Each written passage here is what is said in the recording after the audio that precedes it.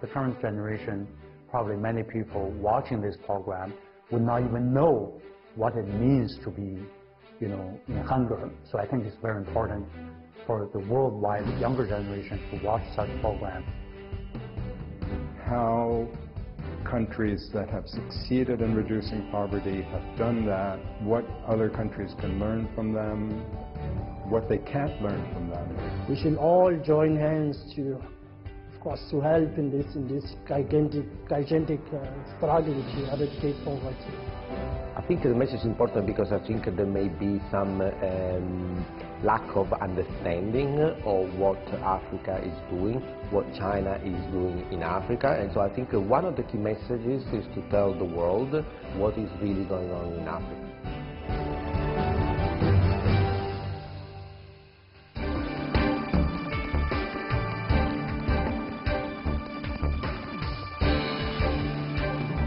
Hello and welcome to On Poverty, a special program brought to you by CGTN and the South African Broadcasting Corporation, SABC.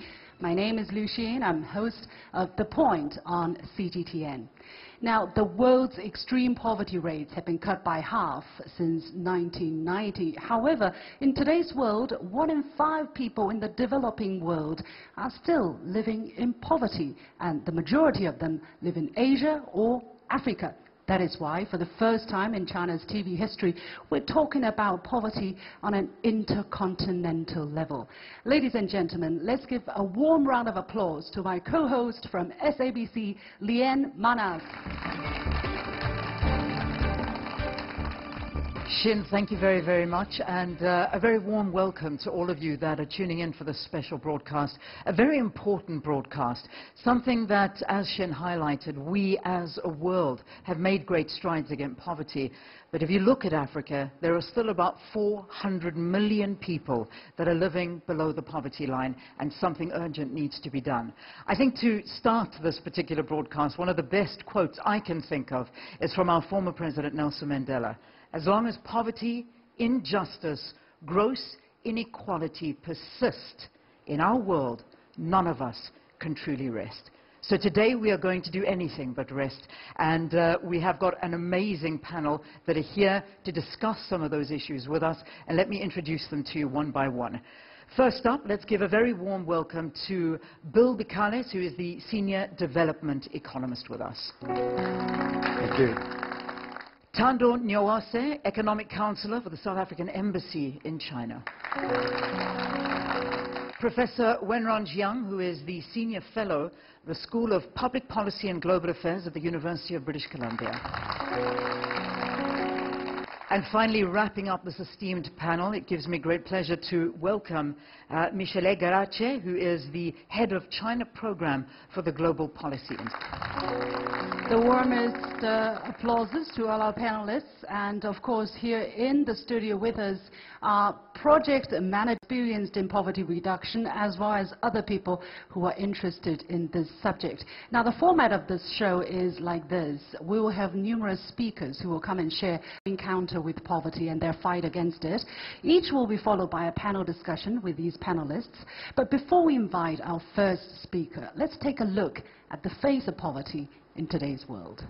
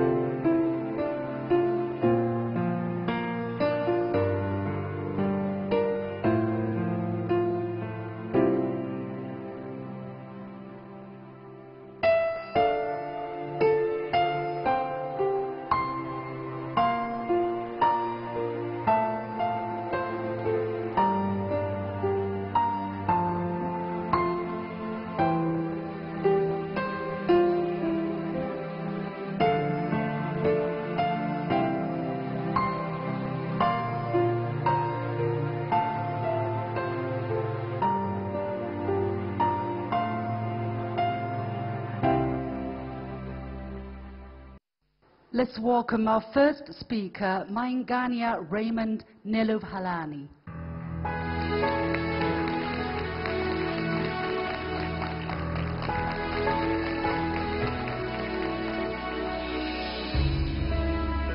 Hello everyone.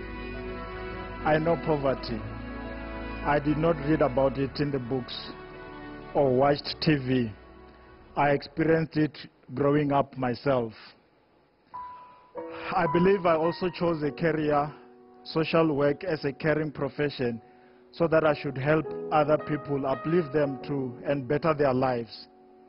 I was personally raised in a family of 8 siblings, and we were left under the care of my maternal grandmother because my father was a migrant laborer. We shared a 1-bedroom house. I slept on the floor until I was 14. There are many people who are still suffering the same situation of having houses that are not properly built. If you look at this picture, you can imagine how much water comes in when it's raining and how much hot it can be during summer. This reminds me of a picture that cannot be erased in my head. One night it rained so bad that water came into our house, both from underneath and a leaking roof. We had to leave the house to go and check if the outside roundabout kitchen could be dry for us to sleep in. I know what it is to eat after having to go out and hunt for insects like locusts, enjoy pap with termites, and go into the river to catch fish with a sackcloth. Poverty exposes people to a lot of painful situations. I would like to share another story, a very painful story of a young woman.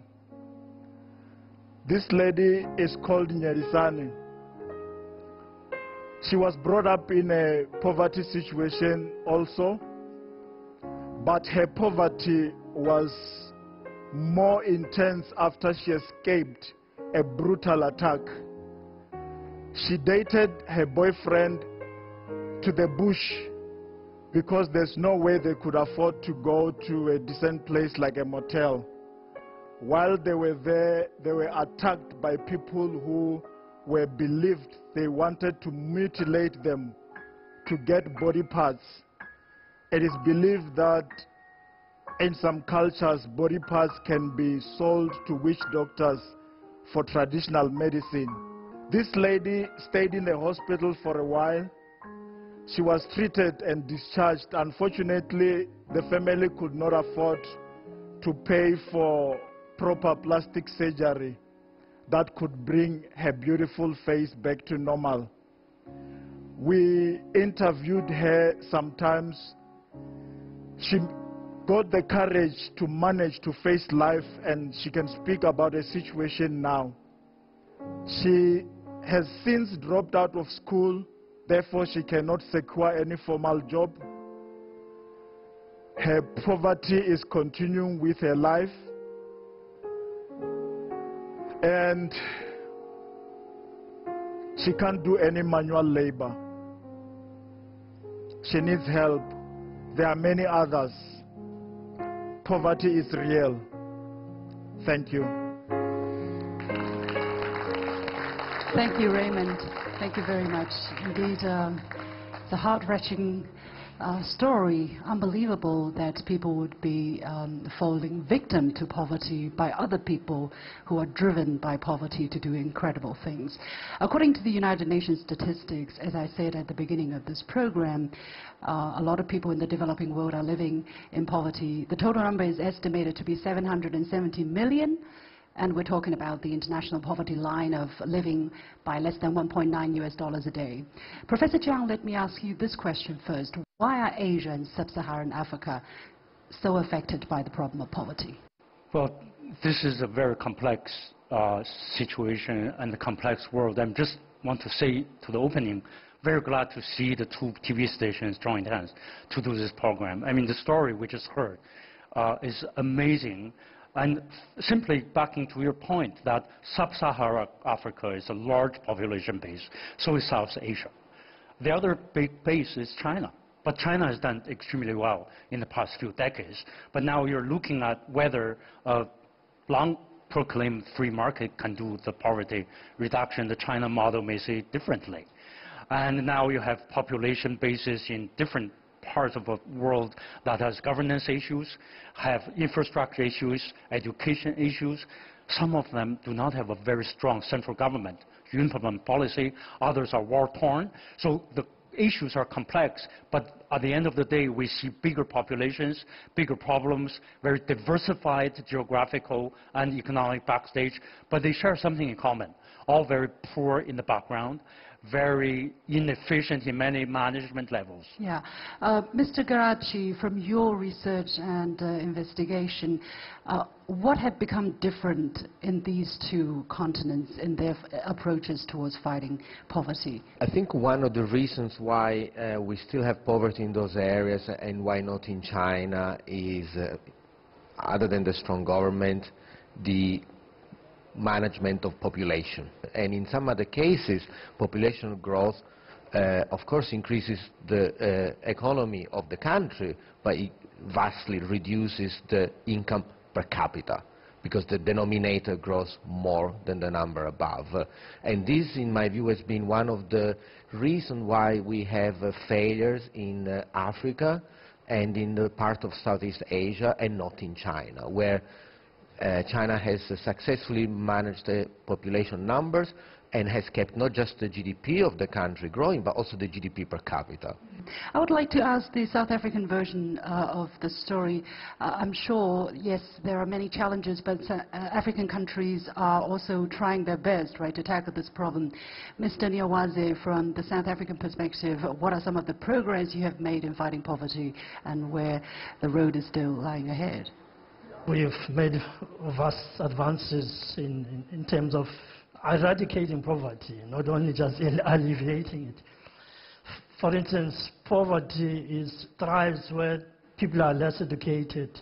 We've invested lots of our money into education, from basic education even to tertiary education.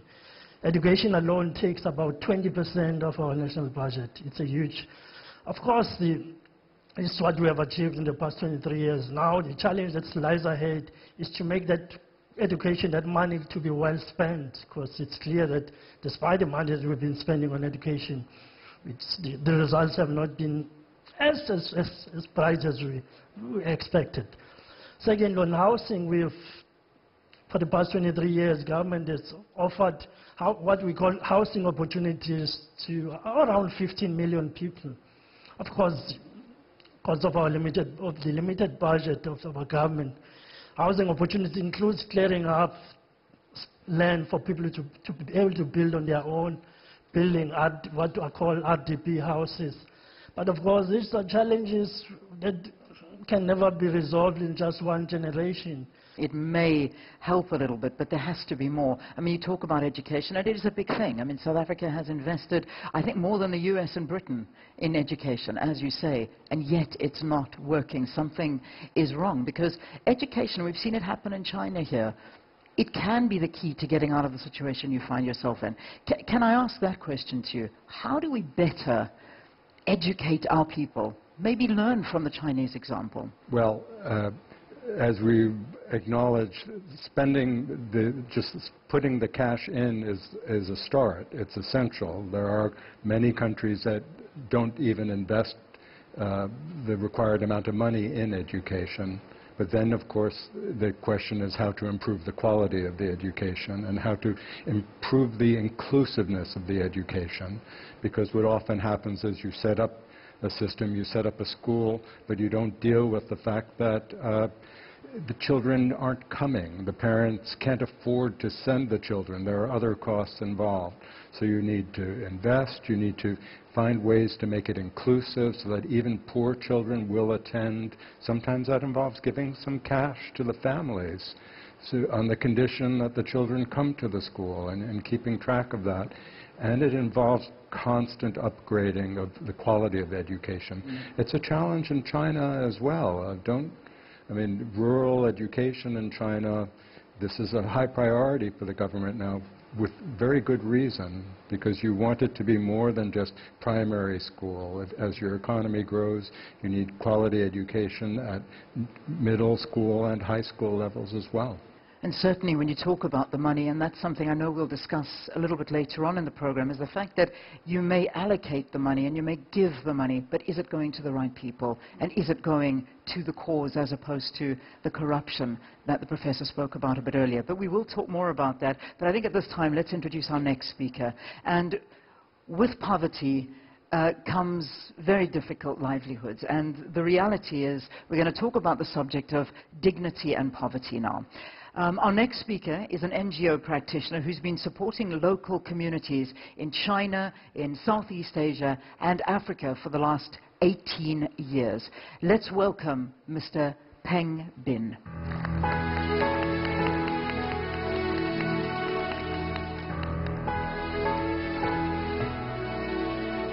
Hello, everyone.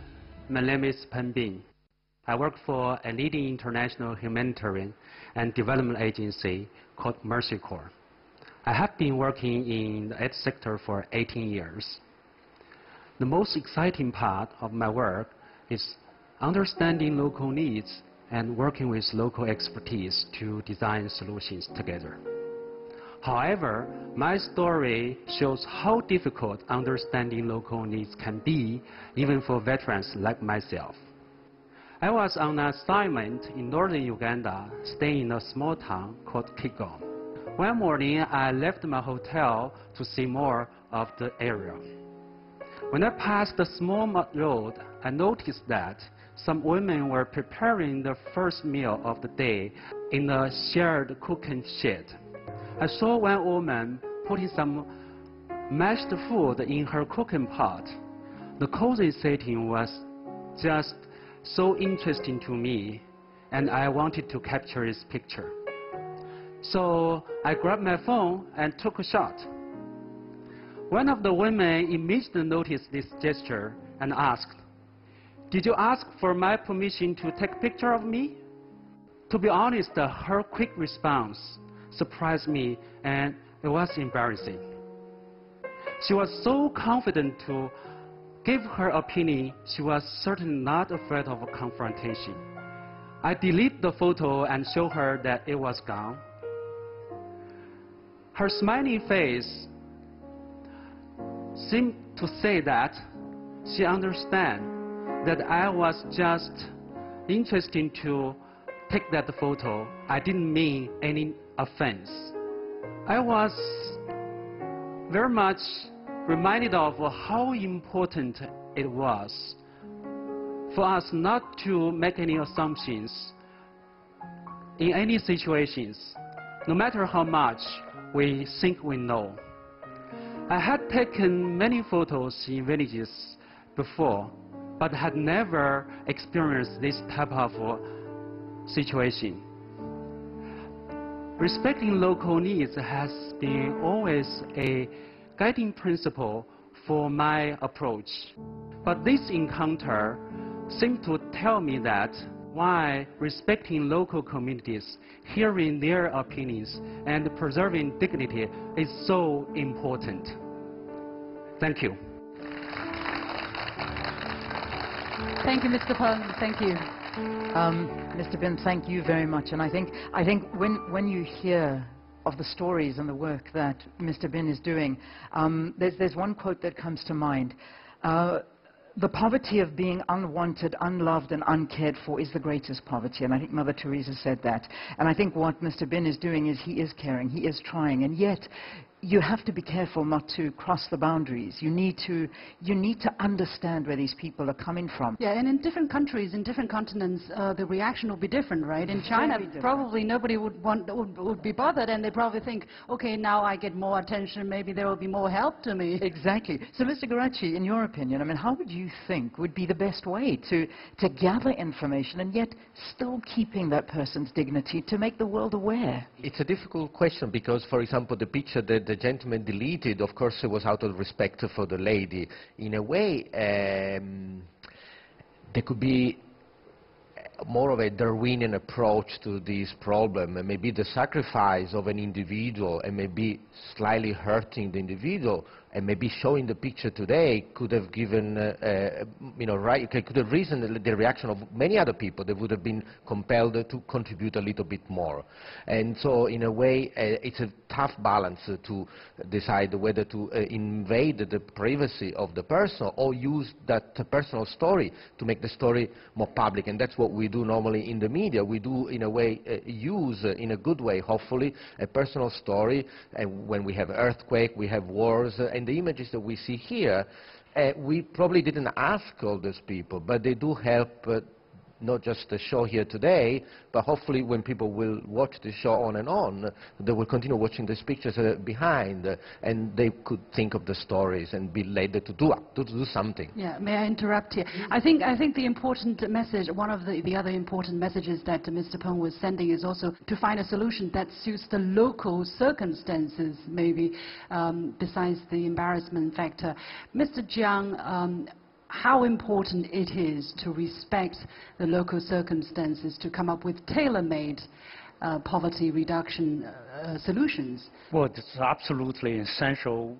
We have a tradition, I would say, old colonial, new colonial, whatever, the attitude some people, aid agencies used to think. Now it's better, but used to think we're giving you aids and we come, you just do what we tell you to do.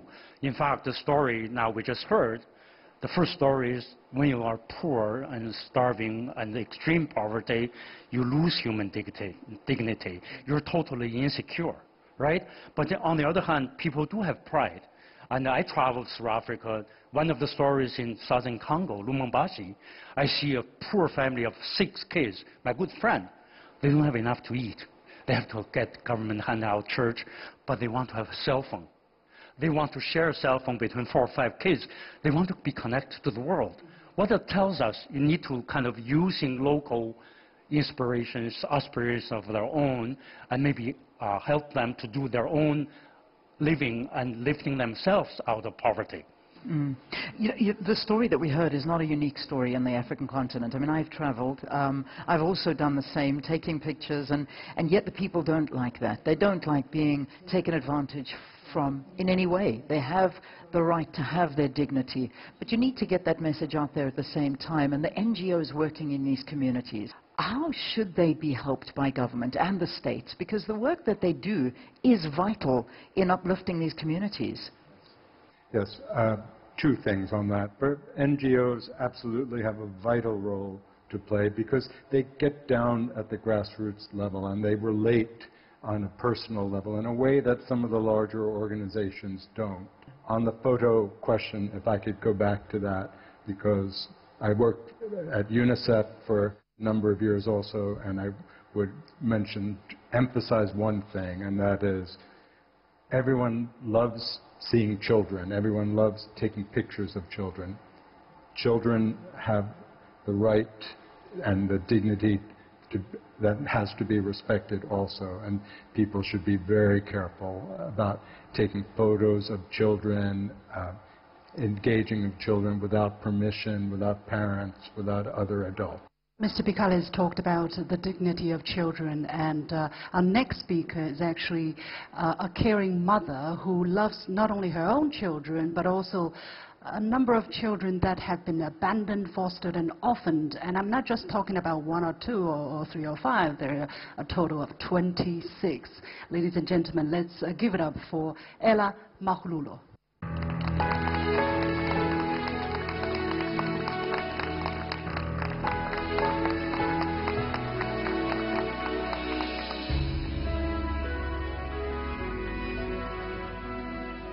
Greetings to everyone. I grew up in a very poor background, raised by a single mother who was alcoholic. I started to work at the very age on the farm to make sure we have a place to stay. I dropped out of school and I work on the farm full time because there was nobody to pay for my schooling. When I was still working on the farm, one of the ministers from the Baptist Church rescued me, and he helped me to go back to school again. And when I finished school, I started to work as a dishwasher, kitchen assistant, a waiter, domestic worker. Then I ended up working in the office. While I was working in the office, I had a dream of starting my own business. And through that business, I can start my own NGO to help children in my community. The business is a tourism business in Knysna, and we cater all the tourists which are coming through the Western Cape. And through the business, we're able to help the children in the community of Knysna, which I will make one example of Beauty. Beauty came to my care at the age of 1 year. She was very neglected, and she was one of the children, which was my first time to see a child with no smile, even if you tickle the child. I used to embrace her, and there will be no response when I embrace Beauty. Then, during that process of having Beauty in that, trying to make all means to get the character and the attitude and the happiness and the joy to Beauty as a child, my husband proposed to me. When he proposed to me, I know for all the girls it's something that is nice, but I have to be sure, more than anything, that I marry the right companion, someone who's going to have the same heart as I do, especially for the children in need. I invited him to come before I say yes, and he came, and that is when he met with Beauty, and the smile that you see now on Beauty's face is the smile that we first saw when my husband came into my house. Then I married the guy for sure. And then Beauty started to come out, and she's still going to school, and she's doing very well in school. I believe, because of my experience with poverty, the only way to fight poverty is through education. The minister did not have much money to take me to university, but he was able to rescue me to finish, at least to get my senior certificate, which I was able to secure a job, up to an office job, and I was able to start my own business and able to do most of the things in the business. And with the 26 children that we're taking care of, we are funding our organization through the business.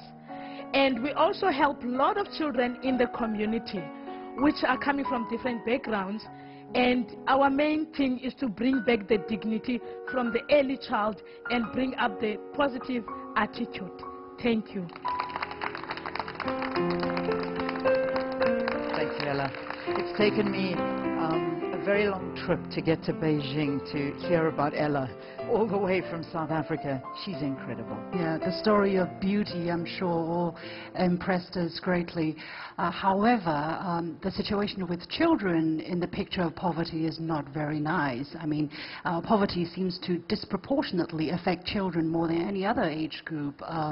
Almost half of the world's poor population are children, and that's the number of the ratio of children living in poverty is twice that of adults. Mr. Girachi, why are children so susceptible to poverty? Because of what we said before, the demographic pyramid, so the number of people divided by age group, it has a very large base in certain countries. And of course the people with the youngest age represent a large part of the population, and so poverty is again directed, unfortunately, at those children, because families have a high fertility rate. And so there is a little bit of culture, there is a little bit of education issues. And I go back to the issue of China. Education is indeed, I think most of us would agree, is a solution. Unfortunately, education is a long-term proposition. And so we have what we call it a mismatch of maturities between what is the problem and what is the solution. And so China has done well by imposing the one-child policy while at the same time pushing for education. And in fact, we see now that once the one-child policy now has been lifted in China, people do not run around and have still more than 1.3 children. So the education has worked over the last 35 years, since 1982. And so maybe we were talking about, I think Bill was saying about paying families for sending children to school. Maybe we could pay families to keep the family size smaller. We would not want to go to the extreme of enforcing birth, but maybe subsidies for keeping children, 2, 1.5 per family, and that would make the number of children poor lower. It's very interesting that you say this. Another thing that struck me during Ella's story is that she is helping these children with her own ability, capacity. She has a business, so she can help these people. Is her individual case, or there are many other people who are doing that? What about the role of the government versus the role of the individual there? The government does have what is called child grants, including for not only just for parents, even for non-parents, which are foster grants. It offers some money per month. I think it's around 800 rands, if I'm not mistaken. It might have increased a bit. It's not much money, but it does cover some basics.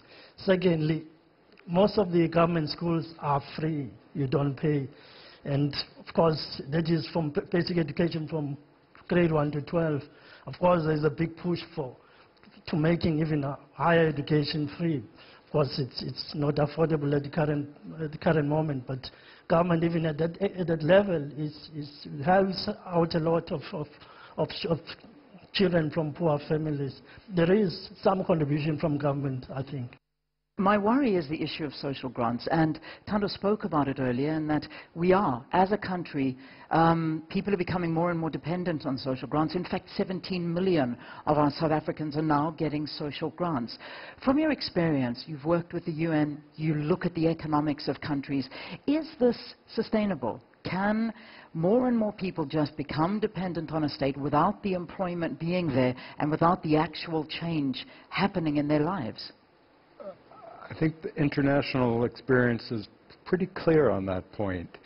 As a transitional step, transfers like that are necessary, because you don't want children to fall into the poverty trap. You don't want a child who's born into a poor household for whatever reason to then not be well fed, to not get an education. Then you're perpetuating poverty for more generations. So having a social assistance scheme where you're giving some support to poor households is essential, but you have to take care of the first things first, and that is you need inclusive economic growth. You need growth that reaches those households, that will be lifting them out of poverty. So cash grants are important. I wouldn't ever suggest just cutting them out, but you can't have a society in which they're your main way of alleviating poverty. In the end, inclusive growth,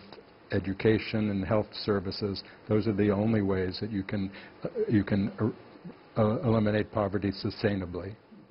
You have been watching a special program on CGTN and SABC on poverty. We'll take a short break and we'll be back right after this. Stay with us.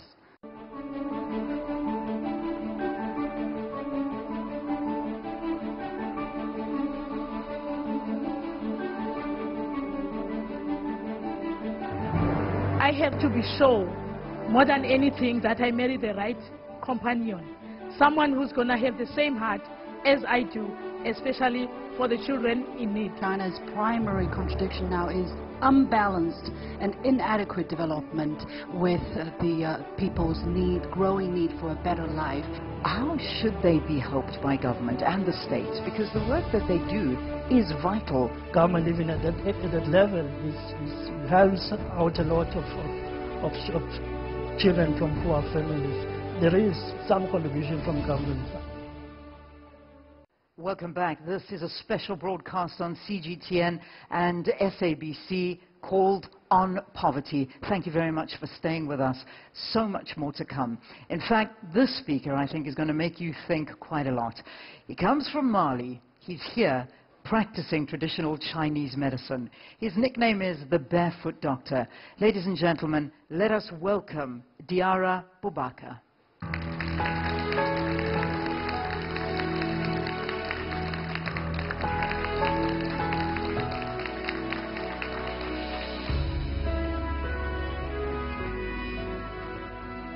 "17 years ago, I came across with barefoot doctors.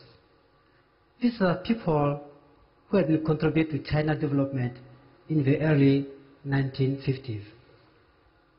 But as China developed more and more attention was given to Western medicine and to big hospitals. The barefoot doctor concept faded. These are people living in a remote area that lack medicine, that lack basic medical instruments. So I decided to do something for them. Mei is one of my students. She's from a Hani tribe. She only has primary school education. She don't speak Chinese, she only speaks Hani. So during my training, I have to teach her, and another student has to translate to Hani to her. But despite all these difficulties, at the end, she was able to manage and to take care of her community and become a welcome village doctor. Lu Han also was one of my best students. One day I received a call from the government that there was a lady suffering from stroke in the hospital and there was no cure for her. So I took Lu Han with me. I give her instruction how to take care of the patient. So Lu Han started giving acupuncture and herbal medication. After 3 weeks of treatment, the woman was able to walk. So sometimes our barefoot doctors can do what big hospital doctors cannot do. Li Nong was a smart girl. She grew up in a very poor family. So in the middle school, she was forced to quit school, get married, and then go to the city for labor work. But I need to find a doctor in the village. So I drive 5 hours in the mountain to find her among a maze of bricks. I convinced her to come back in the village and become a village doctor. And now she's a very respected village doctor. I left barefoot doctor spread all over China. What I have learned, poverty is linked to healthcare and medicine.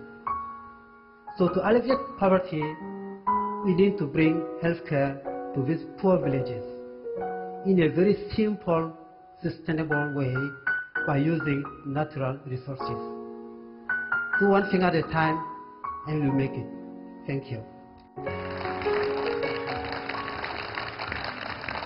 I love what he said is that sometimes the barefoot doctors can do more than an actual doctor can do for the community. They know the community, they live with the community, they understand the resources. And I'm going to swing right around and come straight here. How do you think we can more support and grow these traditional healers and these alternative methods as we've heard?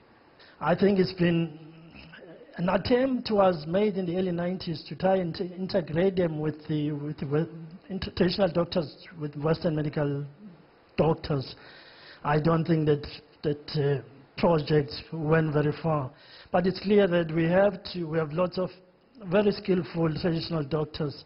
I think the first step will probably to try and professionalize their careers, because there are some of their herbal products that can cure some of the ailments that are troubling our societies.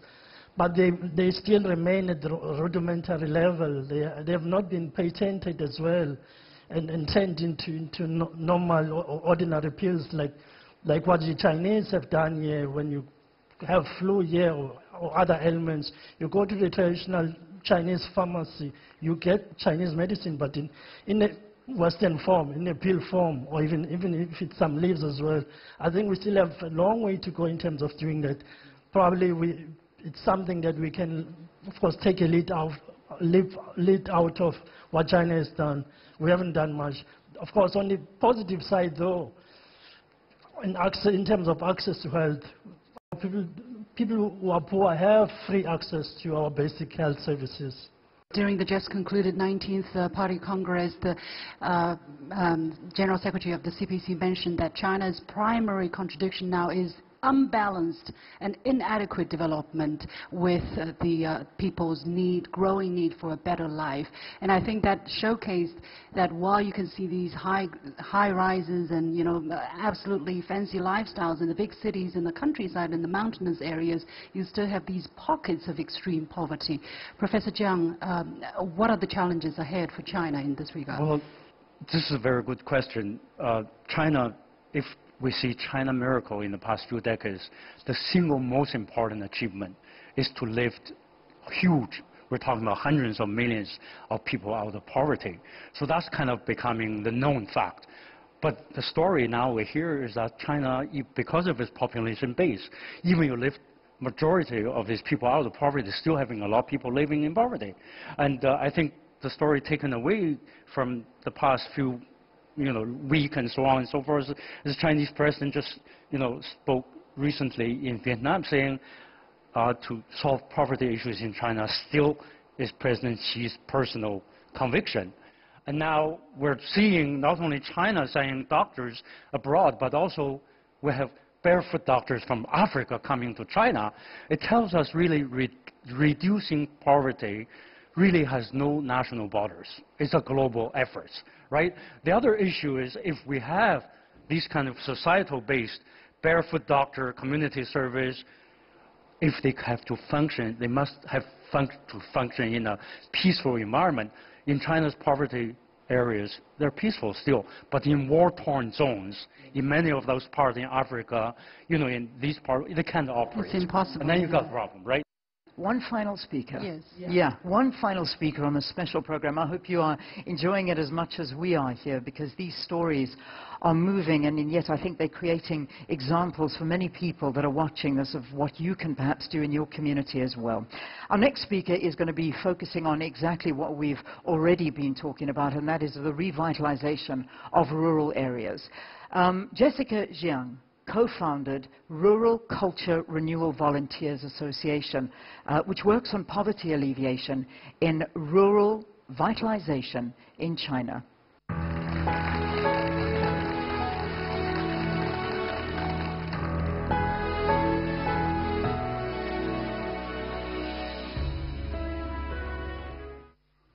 was raised in a small village in Hunan province in the 1970s.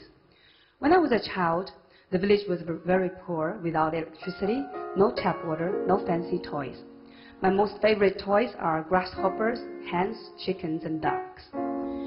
When I went to the college, the villagers of my village all held my hand and said, "Now you are going to the city. You are going to be the star of our family and the hope of our village. And as for us, we are farmers without culture. Therefore, there is no future for us."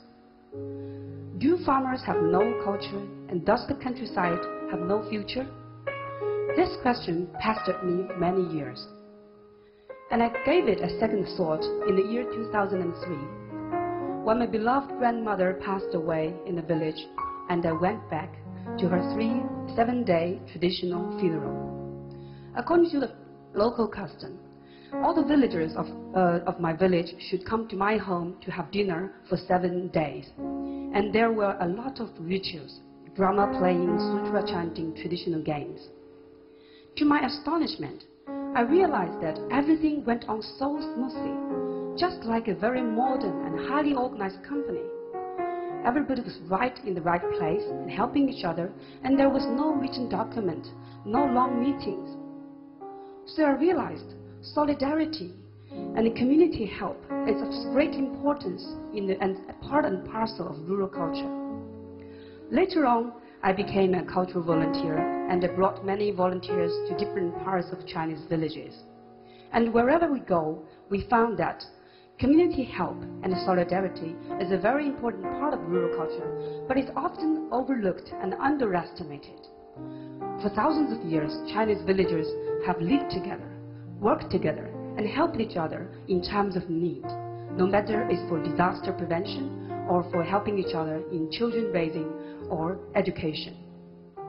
And this explains why coming together and well-motivated people can create miracles.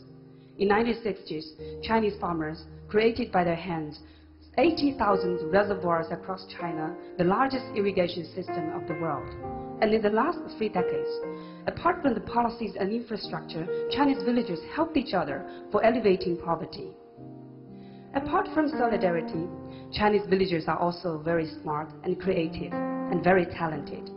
During the years, we met with many farmers with great talent. Some of them are great chefs, great dancers, great singers, and grows and trees. So rural culture can actually become a treasure instead of just a burden.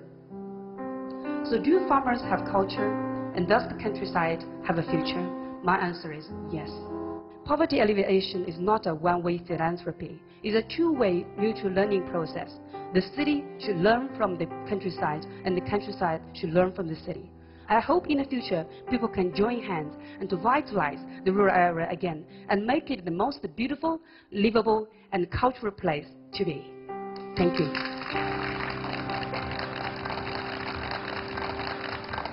I think it's such a wonderful topic and so beautifully put there, because it is so important. And I'm going to ask this to you, Mr. Garachi. What can we learn from that divide between the rural and the urban areas?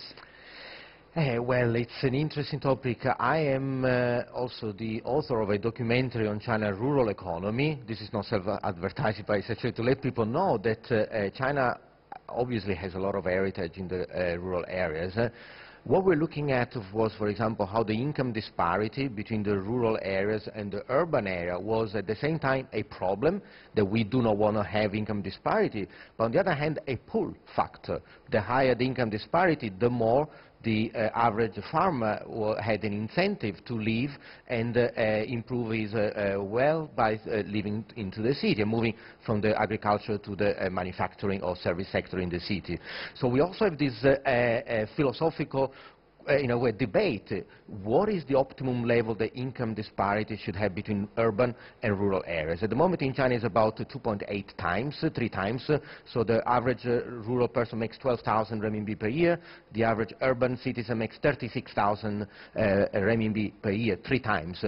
And we don't know yet what is the optimum level that a society can support in terms of making the agriculture and the rural economy self-sustained. At the moment, we don't have that yet. So we expect, for example, a larger flow of migrants still coming to the urban areas, 18, 20 million per year. And that depletion actually makes the average income for those who are left grow faster. Mm-hmm.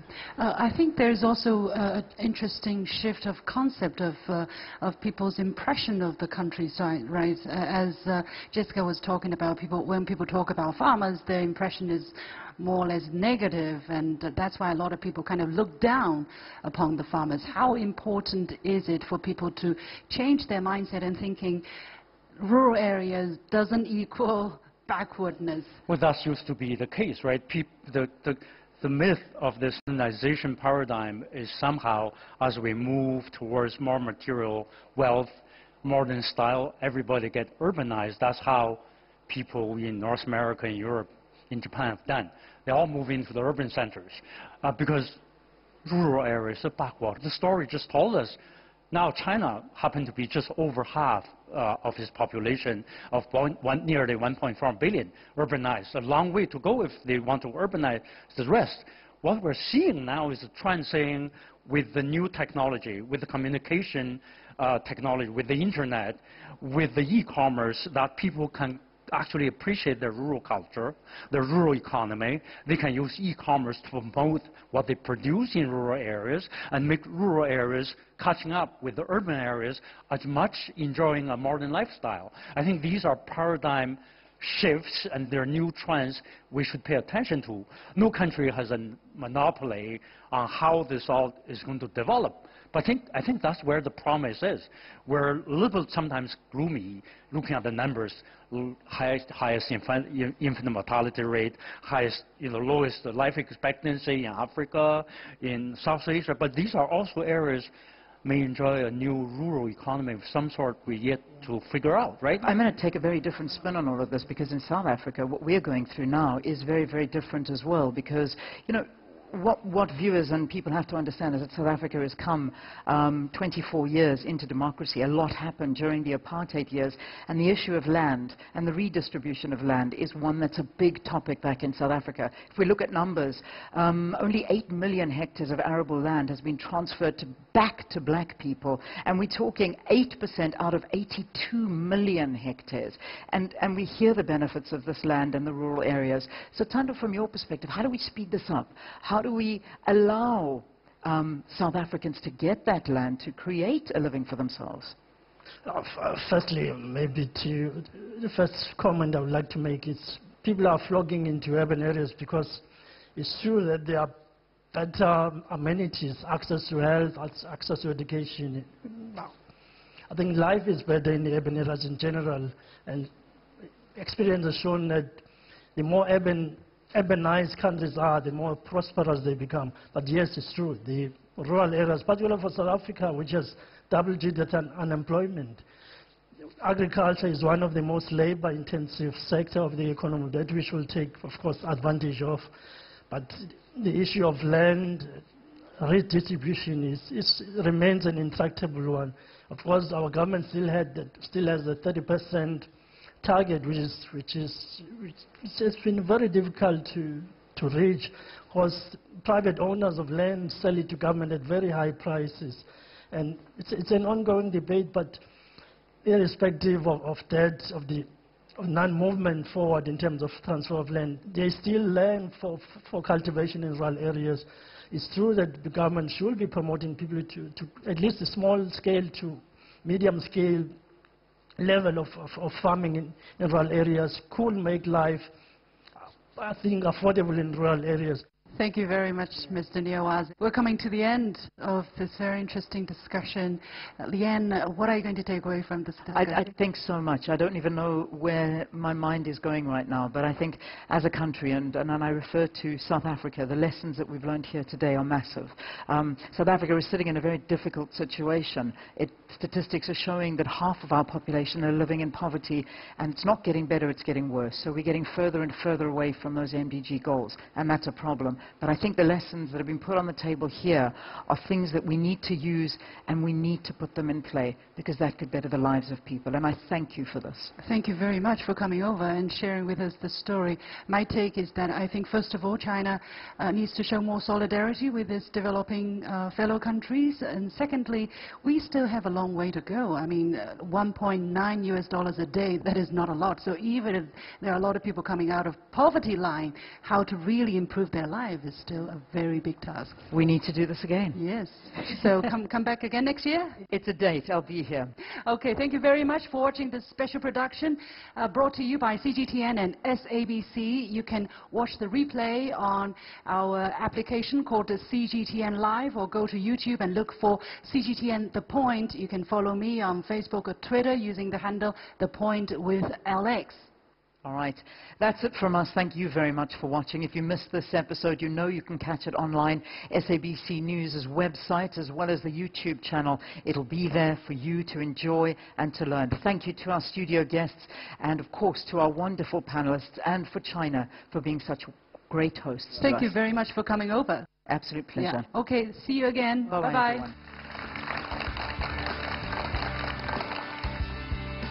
I also want to thank Sebastian for making me the man that I have, giving me the opportunity to believe in myself and to believe that my dream can be possible.